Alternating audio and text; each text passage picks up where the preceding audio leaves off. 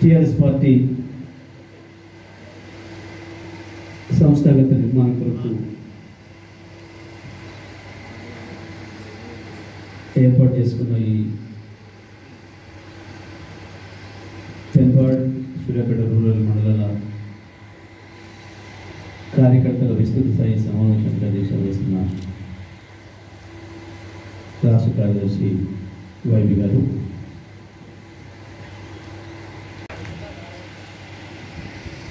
పార్టీకి సంబంధించి ఎంపీ గారు చాలా విషయాలు చెప్పాను. కానీ నేను ఒక విషయంలో మాత్రం నేను ఎంపీ గారితో విభేదిస్తా ఉన్నా.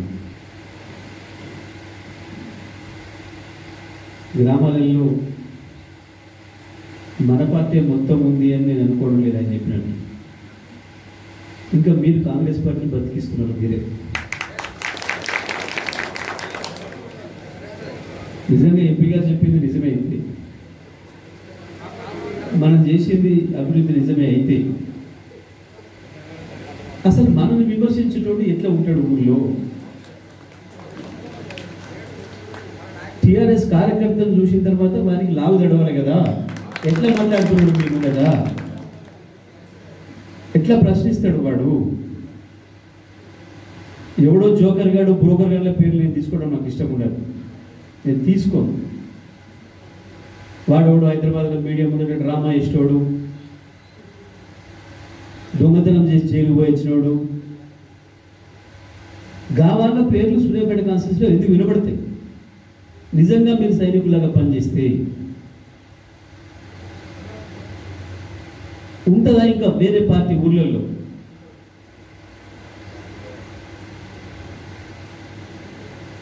మీరందరూ వ్యవసాయం చేసేవాళ్ళు,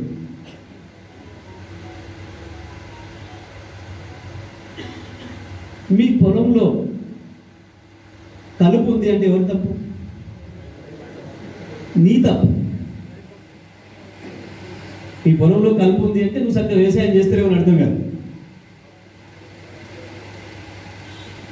నువ్వు బైకాడికి పోకుండా, పొలానికి పోకుండా పొద్దుగాలు లేచి ఏదో అర్జెంట్ పని ఉన్నట్టు చాయ్ తాగకుండా పేట్ల పడితే ఈడ దొరుకుతుంది గుడ్డల పంట అని చెప్పి ఈడ పడి వ్యవసాయం పోలేదు కాబట్టి కలుపు పొలుస్తుంది. మీ ఊళ్ళో ఇంకో పార్టీ ఉందంటే కూడా తప్పు మీదే, మీ టీఆర్ఎస్ పార్టీ నాయకులు, మీ కార్యకర్తలు.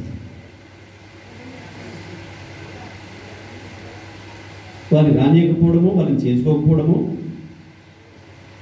వాళ్ళని సరైన పద్ధతిలో ఆర్గనైజ్ చేసుకోకపోవడము, ఏది నిజం ఏది అబద్ధం? వైవి గారు చెప్పింది కావచ్చు,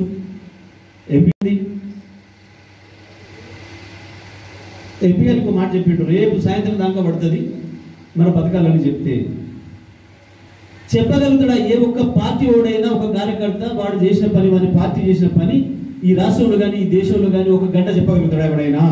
అంత దమ్మున్న పార్టీ కార్యకర్తలు ఎవడైనా ఉన్నాడా? గాడోడు ఇంత తోడు జోగుల వేషం వేసుకుంటాడు, కేసీఆర్ గురించి మాట్లాడతాడు. మాట్లాడవచ్చు ఎవడైనా, పగటేసి కానీ మస్తుగా మాట్లాడతారు. అది లెక్కలకి ఎట్లా వస్తుంది? గుడ్డల కాని వేసే వేషానికి సినిమాలో ఎవరైనా ఉంటే హీరో గుర్తుంటాడు. బుడ్రకాన్ కానీ పాత్రేనా అది? మధ్యలో జోక్ చేయడానికి వస్తున్నట్టు ఉంటారు జోకర్.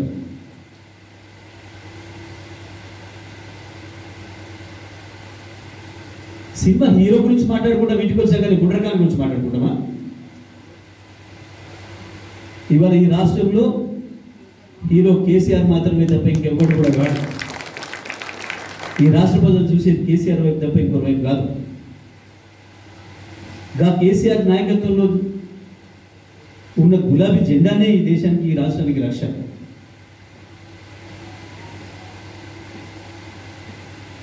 నిజమే, ప్రభుత్వంగా ముఖ్యమంత్రి గారు, మంత్రి మండలి, శాసనసభ్యులు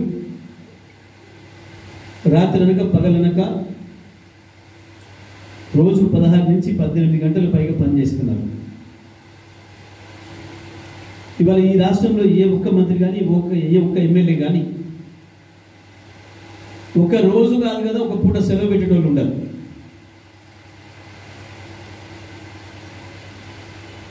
రోజుకు 100 కిలోమీటర్ల నుంచి 200, 300, 400 కిలోమీటర్లు తక్కువ తిరిగే వాళ్ళు లేరు. మరి మంత్రులు ఎమ్మెల్యేలు తిరిగిన తర్వాత ఎంపీపీలు జడ్పీటీసీ ఇంటికాడ అంటారా? వాళ్ళు తిరుగుతారు కదా. సర్పంచ్లు అయితే అంతకంటే ఎక్కువ ఇంటి శాఖలు చేస్తున్నారు కదా. మరి ఇంత పని చేస్తూ ఉన్నామా? కింది నుంచి పై కనుక, సర్పంచ్ నుంచి ముఖ్యమంత్రి కనుక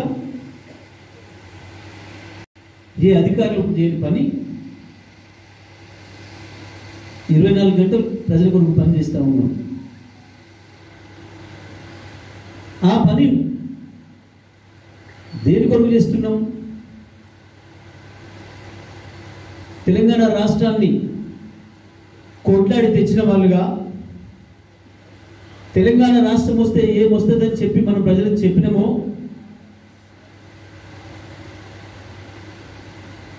ఆ కళల్ని ప్రతి అక్షరం నిజం చేసే పార్టీగా ప్రజలు మనకు అవకాశం ఇచ్చారు కాబట్టి అది అధికారం అని అనుకోకుండా ఇది ప్రజలకు సేవ చేసే మహాభాగ్యం అనుకుని పనిచేస్తూ ఉన్నాం. మనం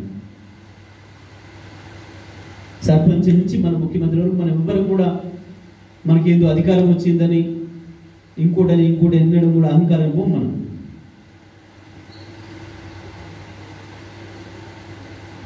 టీఆర్ఎస్ గవర్నమెంట్ వచ్చిన తర్వాత ప్రభుత్వ నిర్వచనమే మారిపోయింది.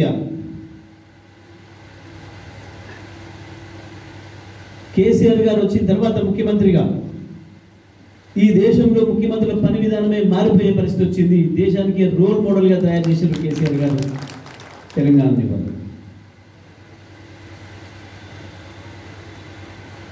ప్రభుత్వంగా ఈ పని మీరు చేయలేదు, టీఆర్ఎస్ పార్టీ ఎన్నికల్లో చెప్పిన మాట ఇది అమలు చేయలేదు అని చెప్పగలిగి మనల్ని ప్రశ్నించేవాడు ఎవడు కూడా లేడు. అంత శక్తున్న పార్టీ ఈ రాష్ట్రంలో లేదు, ఈ దేశంలోనే లేదు.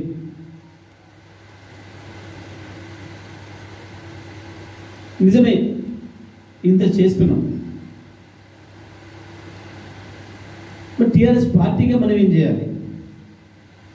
ప్రభుత్వంగా అన్ని చేసినాం, పార్టీగా ఏం చేయాలి? ప్రభుత్వంగా ఏం చేస్తున్నాం? వీడు మన పార్టీ, మంది పార్టీ, ఇంకో పార్టీ అని చూడకుండా అందరికీ సమానంగా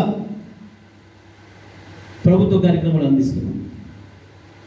గతంలో లేదు. వాని పార్టీలో ఉంటేనే, వాని జెండా పట్టుకుంటేనే ఎమ్మెల్యే ఇంటికి అడుగు పెట్టనిచ్చిండు, మంత్రికి అడుగు పెట్టనిచ్చిండు. మంత్రి చూసినోడు కూడా ఆ కాలంలో. కానీ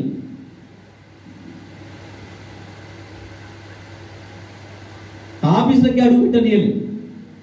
ప్రతిపక్ష పార్టీ కార్యకర్తలు అంటే ఎంఆర్ఓ ఆఫీసు, పోలీస్ స్టేషన్ వైపు కార్యదర్శులు అందరూ ప్రతిపక్ష పార్టీలో పనిచేసి వచ్చారు. కానీ మనం అట్లా లేవు. తెలంగాణ అందరి కొరకు తెచ్చినాం. తెచ్చిన ఫలాలు అందరికీ అందాలి సమానంగా. దేవుని గుడికి పోతే అందరికీ ఎట్లా సమాన అవకాశం ఉంటుందో తెలంగాణ ప్రభుత్వం కూడా అంతే గొప్పగా అందరికీ సమాన అవకాశాలు ఇచ్చి ప్రజల్లో భేదాలు లేకుండా, తరతమ భేదాలు లేకుండా, పార్టీలనే ముఖం చూడకుండా అభివృద్ధి కార్యక్రమాలను అందించాం. ప్రభుత్వంగా విజయవంతం అవుతున్నాం. మరి పార్టీగా కూడా ఆ పని చేయాలి.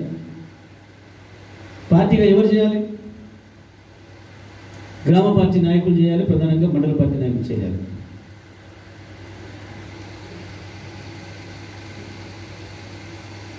మీరు పోయి ప్రశ్నిస్తే,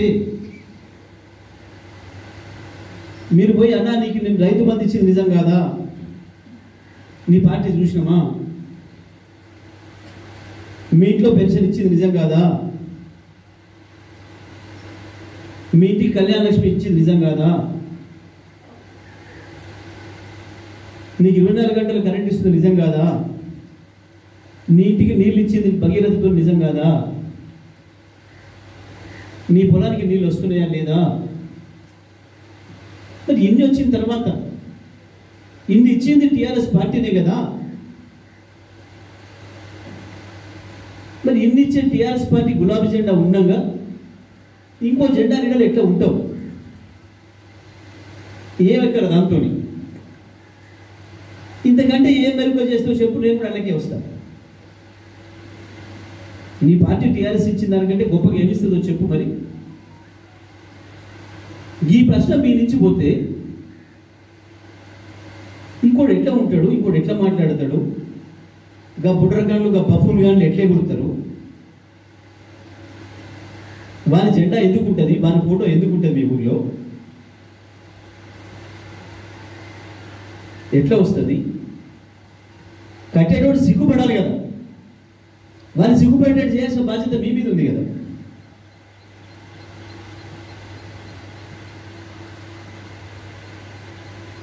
మీ ఊళ్ళో ఇంకొక పార్టీ ఉంది అంటే మీరు ఆలోచన చేసుకోవాలి.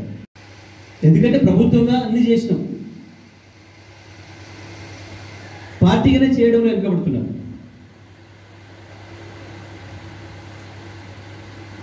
పాపం సర్పంచులు అయితే ఈ మధ్యనగా మా పని బజార్లో కూడా తప్ప ఇంకోటి కాదనుకుంటున్నారు.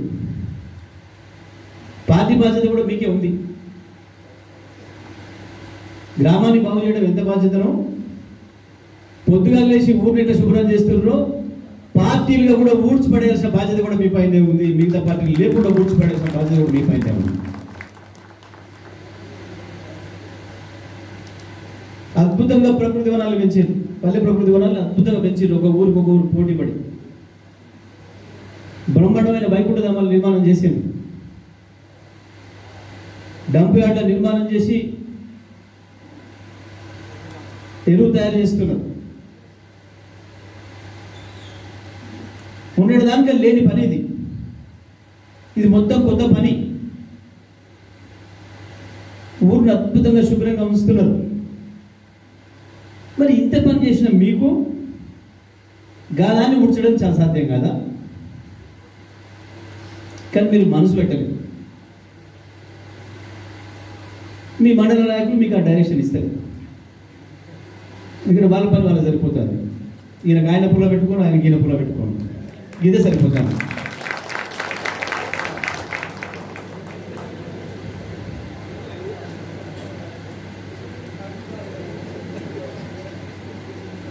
వాళ్ళు చక్కగుండి నడిపిస్తే మీరు కూడా చేస్తారా పని? ఎందుకు చేయరు? వరకుంట దామలు కట్టే పని, ఇంకో పని ఆఫీసర్లు వచ్చి ఎంబడబడితే చేస్తలేరు. ఆఫీసరే వచ్చి ఎంబడబడంగా పనిచేసిన వాళ్ళు పార్టీ మండల నాయకుడు వచ్చి ఎంబడబడితే చేయరా? తప్పకుండా చేస్తారు కదా. ఇక ఆ పని నేనే మొదలు పెడదాం అనుకుంటున్నా. ప్రతి ఊరికి నేనే వస్తా, చీపు బట్టి ఊడ్చి పడేద్దాం. ఏ ఊళ్ళోనైనా సరే పార్టీ విధి విధానాలు ఏందో, పార్టీ ఏం చేయాలనుకుంటుందో మన ఇన్ఛార్జి గారు వైవి గారు మీకు అన్ని చెప్పి ఉంటారు. ఇప్పటికే పార్టీ నిర్మాణం ఎట్లా ఉండాలి, ఏ కార్యక్రమం చేయాలనే విషయం పార్టీనే ప్రధానం. మనకు ఉరికిస్తారనే భయానికి అంకల్ ఒక్కడు కూడా బీజేపీ కూడా తిరిగే పరిస్థితి లేదు. గ్రామాల్లో అట్లా ఉంది, మన సంక్షేమ కార్యక్రమాలు అట్లా ఉన్నాయి.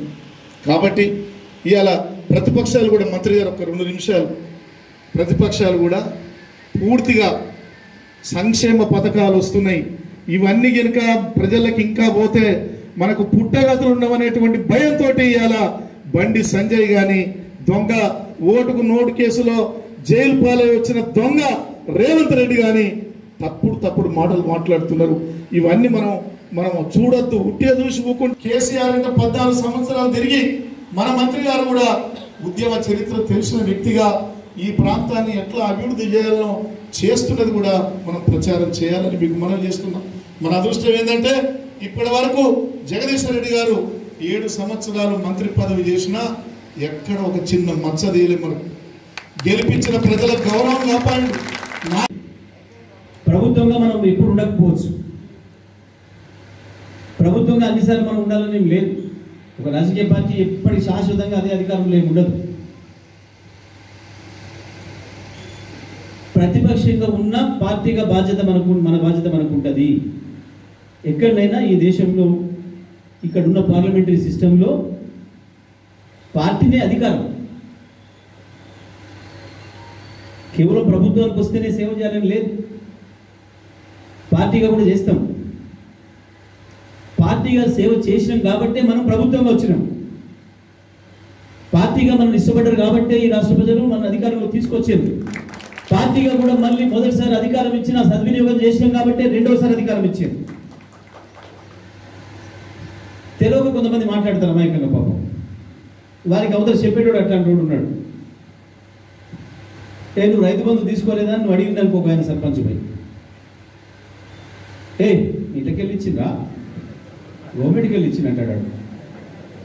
మరి మా దగ్గర కూడా గవర్నమెంట్ ఉంది, ఎందుకు వస్తలేదు? వారి గవర్నమెంట్ కూడా పంజాబ్లో ఉంది, రాజస్థాన్లో ఉంది, ఎందుకు వస్తలేదు ఆడ? మరి ఈడ కూడా మనకంటే ముందు వారి గవర్నమెంటే ఉంది, ఎందుకు రాలేదు?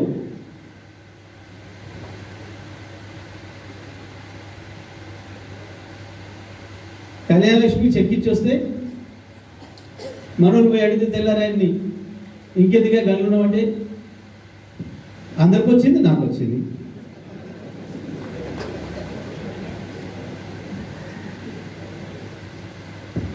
కానీ అది టిఆర్ఎస్ పార్టీ భిక్షనే, అందులో సందేహం లేదు. ప్రభుత్వ కార్యక్రమం అంటే పార్టీ మేనిఫెస్టోనే. ఏ పార్టీ అధికారంలోకి వస్తుందో మేనిఫెస్టో ఇచ్చి ఆ పార్టీ మేనిఫెస్టోనే ప్రభుత్వ కార్యక్రమాలు అవుతాయి, ప్రభుత్వ పథకాలు అవుతాయి. ఈ దేశంలో ప్రజలు అదే అడుగుతారు మనని. ఎన్నికల ముందు మనం ఏదైతే చెప్తామో అది చేయకపోతే ఊళ్ళలో పోయినప్పుడు ప్రజలు మనం అడుగుతారు, ఫలానా చెప్తే ఫలానా చేస్తారంటే కదా ఏమైంది సార్ అని. అంటే దాని అర్థమైంది, పార్టీగా మీరు ఇచ్చిండ్రు, దాన్ని నమ్మి మిమ్మల్ని గెలిపించినాం, అది మాకు చేయాలి కదా, మీ బాధ్యత కదా, మీరు మాకు బాకీ ఉన్నారు కదా అని అడుగుతారు ప్రజలు. పార్టీగా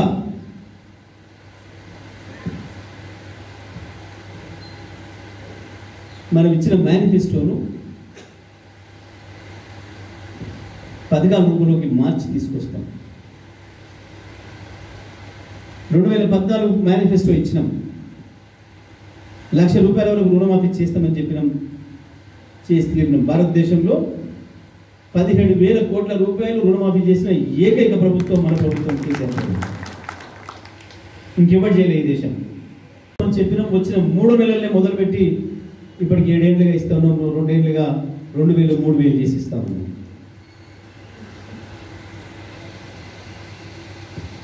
పద్నాలుగులో ఇచ్చిన మేనిఫెస్టోలో ప్రతి అక్షరం అమలు చేసినాం. రెండింటి విషయంలో కొంచెం వెనుకబడ్డాం చెప్పినాం. మనం దళితులు 3 ఎకరాలు ఇచ్చే విషయంలో వెనుకబడ్డాం. డబుల్ బెడ్రూమ్ ఇండ్లు మనం హామీ ఇచ్చిన మేరకు కట్టడంలో కొంచెం వెనుకబడ్డాం. దానికి కారణాలు కూడా చెప్పినాం. మనం ఎందుకు చేయలేకపోతున్నామని చెప్పినాం. ఇవాళ అంతకు మించిన అద్భుతమైన దళిత బంధు పథకాన్ని తీసుకొచ్చినాం. దేశానికి ఆదర్శంగా ఉండబోతున్నాం ఇవాళ దళిత బంధు పథకంతో. చాలా మందికి అనుమానాలు ఉన్నాయి, అపోహలు ఉన్నాయి, ఇంకా నమ్మడానికి ఇబ్బంది పడుతున్నారు. ఈ గట్టిగా చెప్పొచ్చో లేదో అని మన దళిత నాయకులు కూడా భయపడుతున్నారు, మన ఇతర నాయకులు కూడా భయపడుతున్నారు. ఇది అయిద్దంటారా, మనకు గట్టిగా చెప్పొచ్చా? గట్టిగా కాదు, 1% కాదు, 100% కాదు, 1000% అమలు జరిగి తీరుతుంది. తెలంగాణ రాష్ట్రం తెస్తామని బయలుదేరినాడు కూడా గిట్లనే అనుమానపడ్డారు, గిట్లనే భయపడ్డారు. ఇది ఆగలే. పట్టిన పట్టు విడవ నాయకుడు కేసీఆర్ కాబట్టి కేసీఆర్ చెప్తే ఉత్తరానే చెప్పాడు,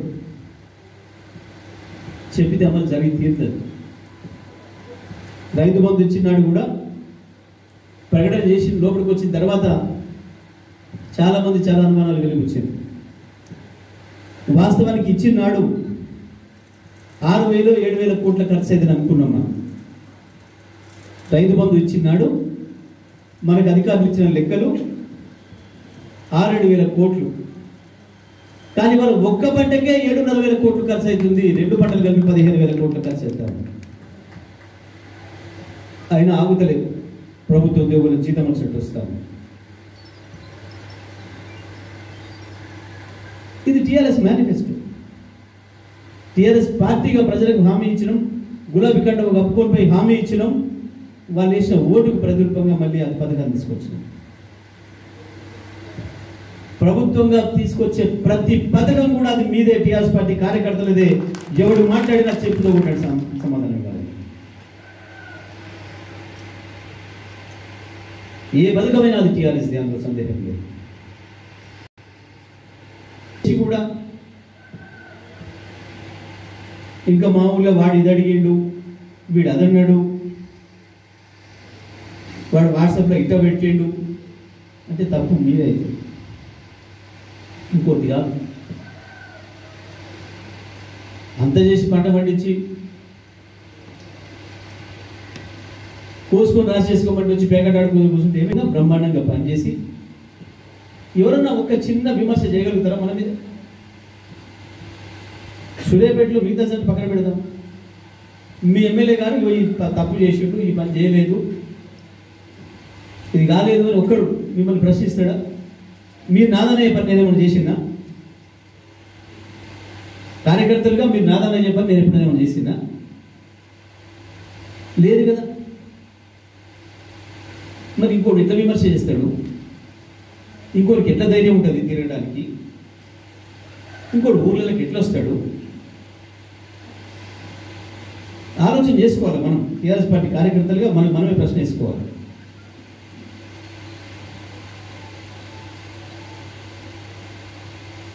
గ్రామ పార్టీ మీటింగ్ పెడితే 200, 300, 400 మంది పైన కార్యకర్తలు ఉంటారు.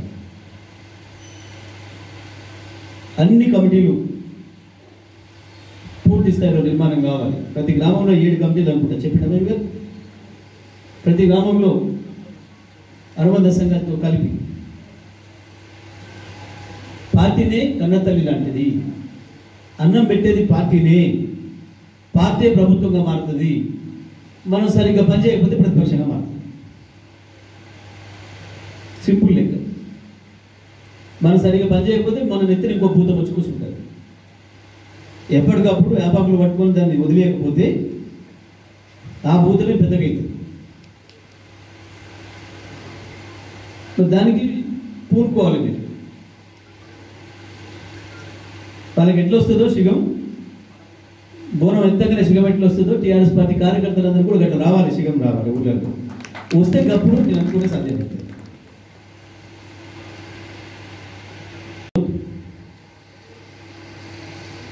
నువ్వు ఏది పెంచితే అదే పెరుగుతుంది.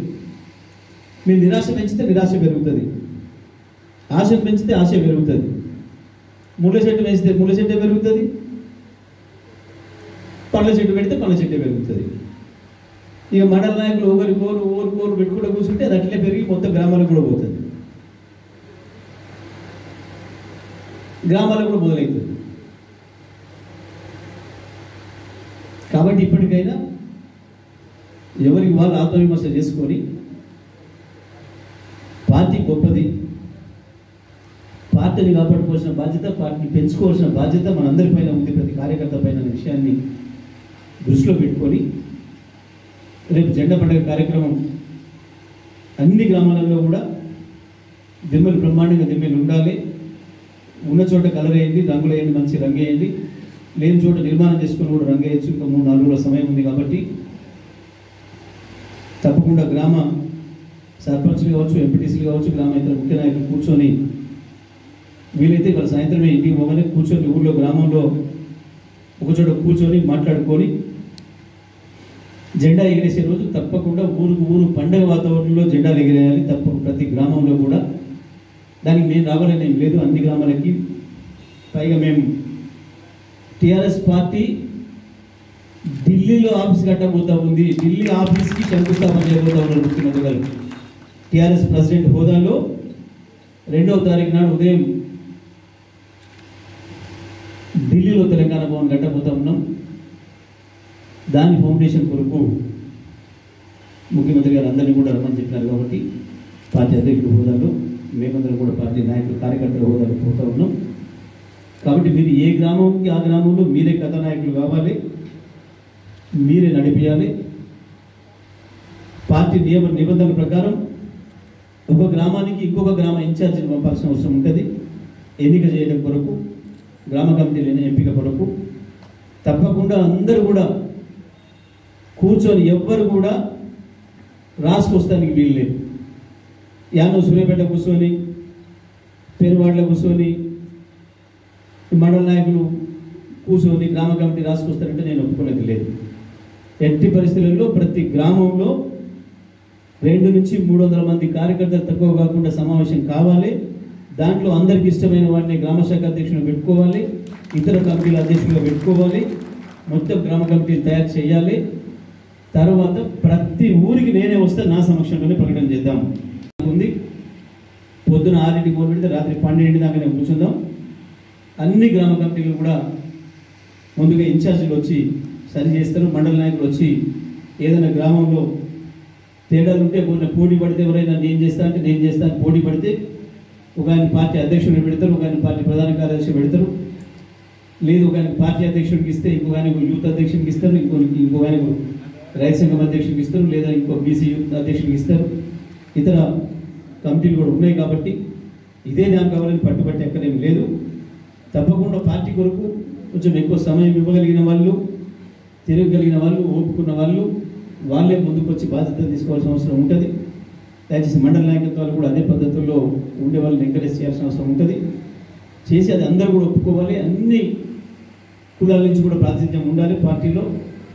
ప్రత్యేకించి దేశంలో ఏ పార్టీకి లేనటువంటి రాజ్యాంగాన్ని మనం రాసుకున్నాం.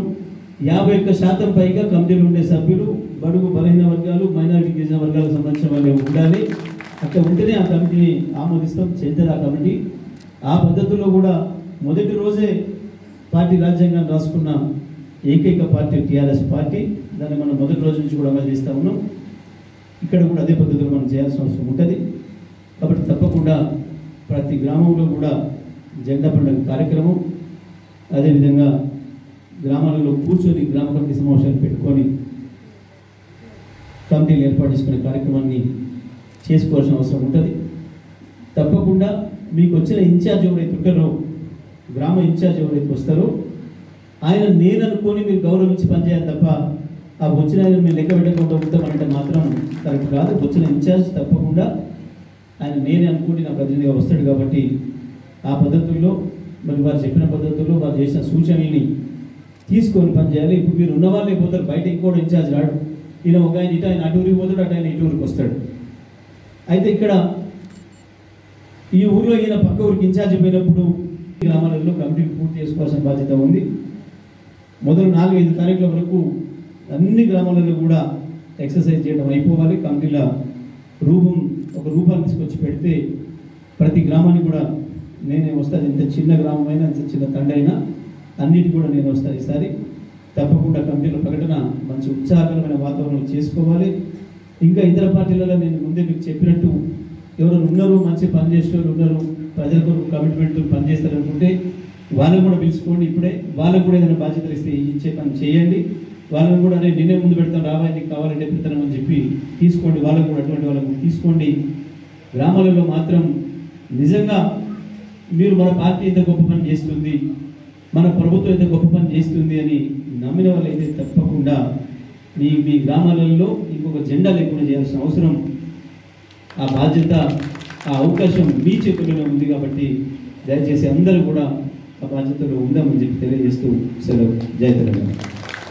ఇంకా అనేక వేల మందికి ఇక్కడ పింఛన్లు ఇస్తున్నాం, బియ్యం ఇస్తున్నాం, సంక్షేమ కార్యక్రమాలు ఇస్తున్నాం. కౌన్సిలర్ల ద్వారా మనం ఎన్నో అభివృద్ధి కార్యక్రమాలు చేస్తున్నాం మున్సిపల్ ద్వారా. అయినా పోవాల్సినంత ప్రచారం ఎందుకు జరుగుతలేదు అనిపిస్తుంది. నేను ఒక సందర్భంలో మా ఓ కార్యక్రమానికి పోతుంటే అక్కడ పోస్ట్ మ్యాన్ చచ్చిపోయిందట. ఈ పింఛన్లు ఇచ్చే వాళ్ళు మొత్తం పోయి ఒకటే ఏడుస్తున్నారు, ఆడ పోస్ట్ మ్యాన్ పట్టుకొని ఏడుస్తున్నారు. నేను కారాపి ఎవరమ్మా ఏంటంటే మయ్య దేవుడయ్యా నెలకు 2000 ఇస్తుండ్రు, మా పింఛన్లు ఇచ్చే పోస్ట్ మ్యాన్ చచ్చిపోయిందంట. ఓరు నాయన, పోస్ట్ మ్యాన్ చచ్చుడు బాధాకరమే కానీ పింఛన్లు ఇచ్చేది మాత్రం కేసీఆర్ టీఆర్ఎస్ ప్రభుత్వం అని చెప్పి నాకు తెలియని పరిస్థితి. అందుకనే అభివృద్ధి కార్యక్రమాలు ఎవరు చేస్తున్నారో మనం తీసుకుపోవాలి. పార్టీకి ప్రభుత్వానికి వారధులుగా మనం ఉండాలి. మనం ముందుకు తీసుకుపోయే కార్యక్రమం ఉంటే అది నువ్వు తెచ్చిండు, ఈ వార్డులో ఆయన తెచ్చిండు, ఈ వార్డులో ఫలానా ఆయన తెచ్చిండు, మా టీఆర్ఎస్ నాయకుడు తెచ్చిండు అనేటువంటిది పోవట్లేదేమో అనిపిస్తుంది నాకు. ఈ సందర్భంగా మీకు మనం తీసుకున్నాం. మనం అందరం పూల సెంటర్లో, వాణిజ్య భవన్ సెంటర్లో, ఆడనో ఇన్నో మకాం వేస్తాం. ఆ వేసే మకాంలో ప్రతిదీ ఊకనే ఒక వర్డ్ తీసుకొచ్చి అరే ఇది ఇట్లా బాగైందిరా అనే ప్రచారం ఎక్కడికక్కడ మౌత్ టు మౌత్ ప్రచారం పోవాలని చెప్పి ఈ సందర్భంగా మీకు మనం చేస్తున్నాం. అందుకనే ఇప్పుడు రాబోయే ఈ కమిటీలు చాలా విలువైన కమిటీలు.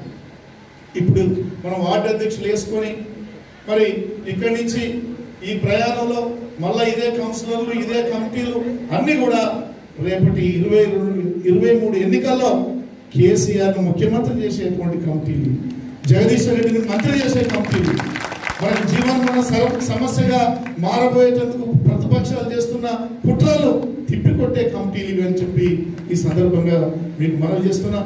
అందుకని మనం ప్రతిపక్షం ఎవడు అసలు ఎవడన్నా ఉందా ఇక్కడ? వాళ్ళు ఏమైనా అభివృద్ధి చేసిరా? పోనీ 7 ఏళ్లలో వచ్చి ఏ కాంగ్రెస్ నాయకుడో బీజేపీ నాయకుడో వచ్చి ఇది చేయలేదు అది ఉందని లేకపోతే ఎవడన్నా కలబడి మంత్రిని కలిసి లేక మనల్ని కలిసి ఒక రిప్రజెంటేషన్ ఇచ్చేటువంటి నాయకుడు ఇక్కడ లేడు. ప్రతిపక్షాలు పూర్తిగా బలహీనమైపోయింది. ఓనుకోడు వాళ్ళు కొట్టుకునేటువంటి పరిస్థితికి వచ్చింది తప్ప జగదీశ్వర్ రెడ్డి గారికి ఎదురొచ్చి టిఆర్ఎస్ కు వ్యతిరేకంగా పోటీ చేసే సాహసం కూడా లేని పరిస్థితి నాడు సూర్యాపేట నియోజకవర్గంలో ఉన్నత సందర్భంగా మీకు మనవి చేస్తున్నాం. అందుకనే మంత్రిగా వచ్చింది ఈ పదవికి న్యాయం చేయకుంటే నాకు మంచిది కాదు అని చెప్పి రాత్రి భవన్లు కూడా పార్లమెంట్ లేని టైంలో నేను ఎప్పుడు కూడా పార్టీ కార్యక్రమాల్లో ఒక సాధారణ కార్యకర్తగా ఉండదలుచుకొని తిరుగుతున్నా అని చెప్పి సందర్భంగా మీకు మనం చేసి చాలా మంది అంటారు అధికారంలో ఉన్నప్పుడు చాలా విషయాలు మర్చిపోతున్నాం. ఉరికిస్తారనే భయానికి ఈ అంకలు ఒక్కడు కూడా బీజేపీ తిరిగే పరిస్థితి లేదు. గ్రామాల్లో అట్లా ఉంది, మన సంక్షేమ కార్యక్రమాలు అట్లా ఉన్నాయి. కాబట్టి ఇవాళ ప్రతిపక్షాలు కూడా మంత్రి గారు ఒక 2 నిమిషాలు ప్రతిపక్షాలు కూడా పూర్తిగా సంక్షేమ పథకాలు వస్తున్నాయి, ఇవన్నీ కనుక ప్రజలకు ఇంకా పోతే మనకు పుట్టగతులు ఉండవనేటువంటి భయంతో ఇవాళ బండి సంజయ్ కానీ దొంగ ఓటుకు నోటు కేసులో జైలు పాలై వచ్చిన దొంగ రేవంత్ రెడ్డి కానీ తప్పుడు మాటలు మాట్లాడుతున్నారు. ఇవన్నీ మనం చూడొద్దు, ఉట్టిగా చూసి ఊకుంటే కేసీఆర్ అంటే 14 సంవత్సరాలు తిరిగి మన మంత్రి గారు కూడా ఉద్యమ చరిత్ర తెలిసిన వ్యక్తిగా ఈ ప్రాంతాన్ని ఎట్లా అభివృద్ధి చేయాలో చేస్తున్నది కూడా మనం ప్రచారం చేయాలని మీకు మనం చేస్తున్నాం. మన అదృష్టం ఏంటంటే ఇప్పటి వరకు జగదీశ్వర్ రెడ్డి గారు 7 సంవత్సరాలు మంత్రి పదవి చేసినా ఎక్కడ ఒక చిన్న మచ్చదేలే మనకు గెలిపించిన ప్రజల గౌరవం కాపాడు. పార్టీగా మాత్రం మనం కొంచెం తక్కువనే పనిచేస్తున్నామని నేను అనుకుంటున్నాను. ఒక విషయాన్ని మనం నిజాయితీగా మాట్లాడుకోవాలి, ఎందుకంటే మనం సమావేశం పెట్టుకున్నప్పుడే మాట్లాడుకోవాలి.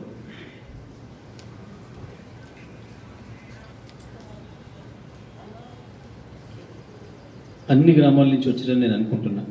చీమల మండలంలో అన్ని ఓకే మీరు తెచ్చండి.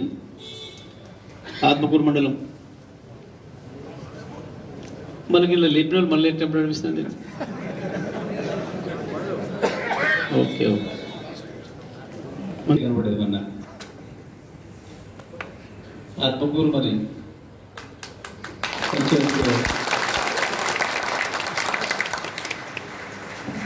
ఆడ కొన్నింటి ఆత్మకూరు వల్ల చూడండి చీమల వల్ల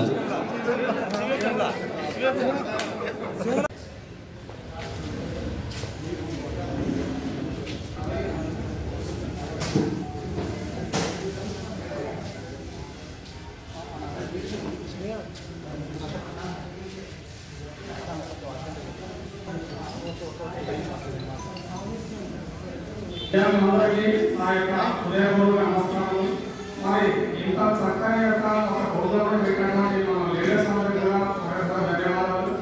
ఇలాంటి వివాహ పరిచయ వేదికైనటువంటి చాలా శుభదృశ్యం. మరి మనలో చాలా మంది దివ్యాంగులు వారి వివాహం సందర్భంగా చాలా ఇబ్బందులు జరుగుతున్నటువంటి విషయం మనకు తెలిసిందే. మరి ఇలాంటి వేదికల ద్వారా కొంతమందికి మంచి వివాహం జరిగి వారికి మంచి జీవితానికి సహకరించడానికి జరుగుతుంది. మరి నేను ఈ జిల్లాలో 2 సంవత్సరాలు పనిచేశాను. ఇప్పుడు ప్రస్తుతం విజయవాడలోని వికలాంగుల స్కూల్కి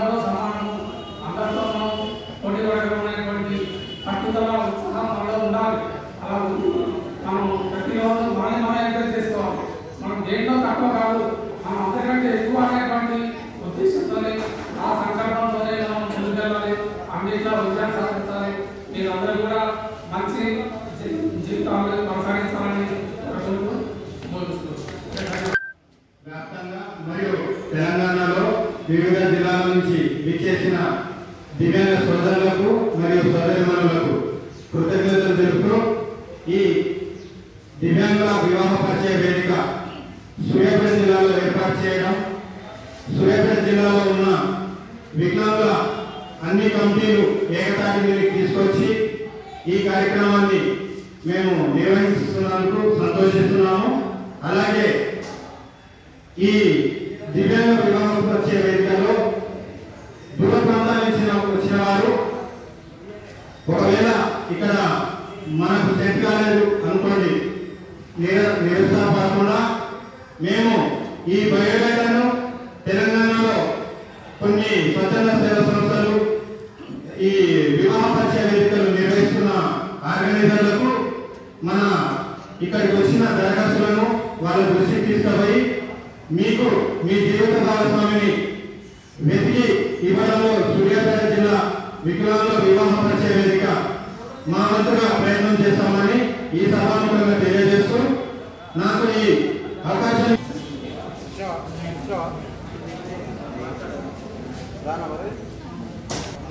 ఓకే ఇది ఎకరాలు ఉంటే నేను ఆటో ఎకరాలు జడ్పీ స్కూల్ అని చెప్పరాదు.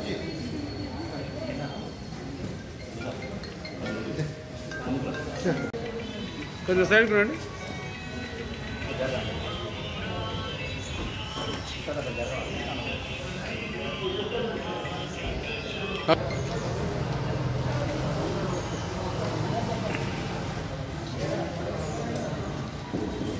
SMC చైర్మన్ సునీత గారికి చిరు సన్మానం అండి వైద్య కమిటీ పక్షాన.